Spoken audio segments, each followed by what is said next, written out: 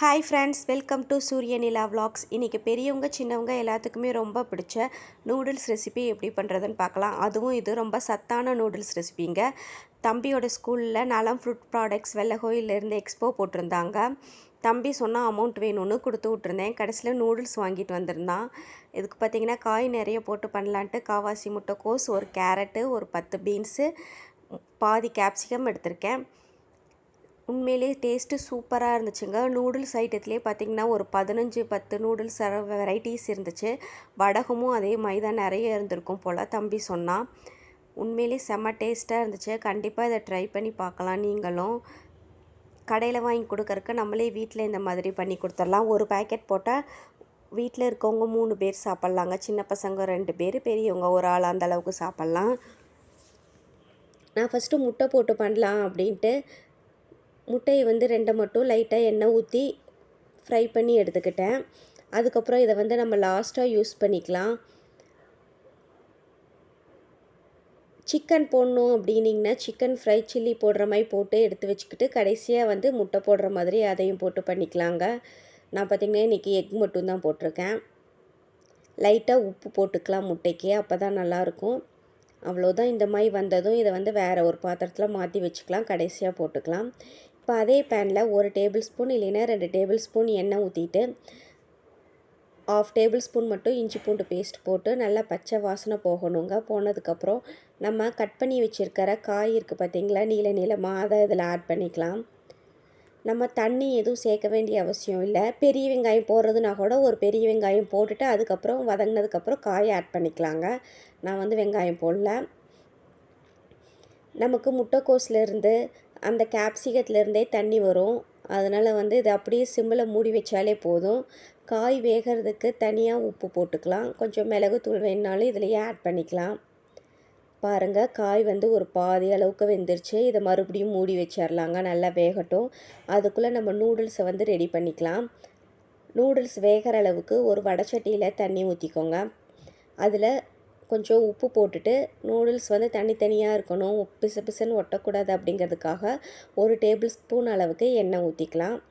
நல்லா தண்ணி இந்த மாதிரி கொதிச்சதுக்கப்புறம் நம்ம எடுத்து வச்சுருக்கிற மாப்பிள்ளை சம்பா நூடுல்ஸை இதில் ஆட் பண்ணிக்கலாங்க. இதில் நிறைய வெரைட்டி இருக்குங்க. தினை நூடுல்ஸ் பார்த்திங்கன்னா பசங்களுக்கு சும்மா நூடுல்ஸ் பண்ணி கொடுக்கறக்கு இந்த மாதிரி பண்ணி கொடுத்தா நல்லா சாப்பிடுவாங்க. ஏன்னா பார்த்திங்கன்னா சில பசங்க களி, கம்பு அது மாதிரிலாம் சாப்பிட மாட்டாங்க. அவங்களுக்கு இந்த மாதிரி பண்ணி கொடுக்கலாம். என்னோடய பசங்க சாப்பிட்டுக்குவாங்க, அதனால நான் ரேர் தான்.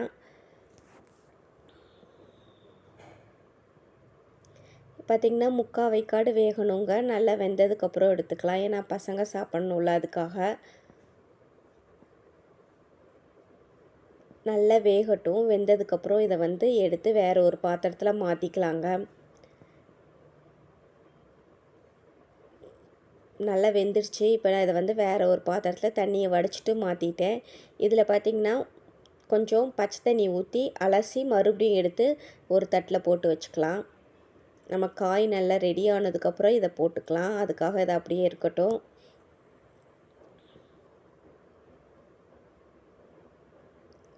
பாருங்கள், இது எப்படி வெந்துருச்சுன்னு பாருங்கள். ஒரு 80% வெந்துருச்சு. இன்னும் ஒரு காயில் போட்டு வேகணும், அதுக்காக அப்படியே விட்டாச்சு. இப்படி பொழு பொழுன்னு வருதுன்னு பாருங்கள். காய் நல்லா வெந்துருச்சு. இப்போ இதில் அந்த பவுடர் ஆட் பண்ணிவிட்டு நூடுல்ஸை போடுறதுனால போட்டுக்கலாங்க நீங்கள்.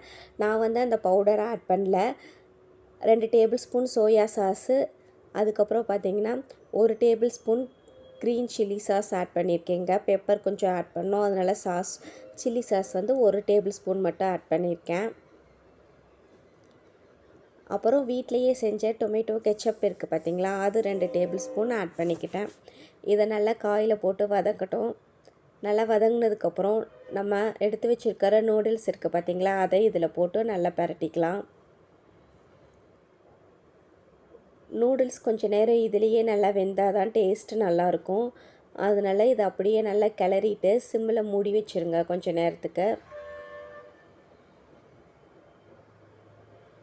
உண்மையிலே டேஸ்ட்டு சூப்பராக இருந்துச்சு. பசங்க நல்லா விரும்பி சாப்பிட்டாங்க. கண்டிப்பாக இந்த ப்ராடக்ட் இன்னொரு டைமும் வாங்கலாம் அப்படிங்கிற மாதிரி தாங்க தோணுச்சு.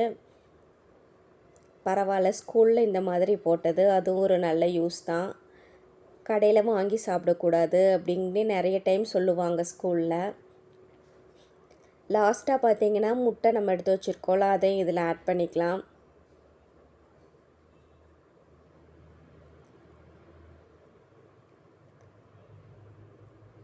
அவ்வளோதாங்க, சூப்பரான நூடுல்ஸ் ரெடி ஆயிடுச்சு. அதுவும் சத்தான நூடுல்ஸ். கண்டிப்பாக நீங்கள் இந்த மாதிரி ட்ரை பண்ணி பாருங்கள். இந்த வீடியோ உங்களுக்கு பிடிச்சிருந்தா லைக் பண்ணுங்கள். இதுவரை சேனலை சப்ஸ்கிரைப் பண்ணாதவங்க சப்ஸ்கிரைப் பண்ணிக்கோங்க. பக்கத்துலேயே இருக்கிற பெல் பட்டனையும் கிளிக் பண்ணிக்கோங்க. அப்போ தான் நான் போடுற வீடியோ உங்களுக்கு வரும். Bye bye. தேங்க்ஸ் ஃபார் வாட்சிங்.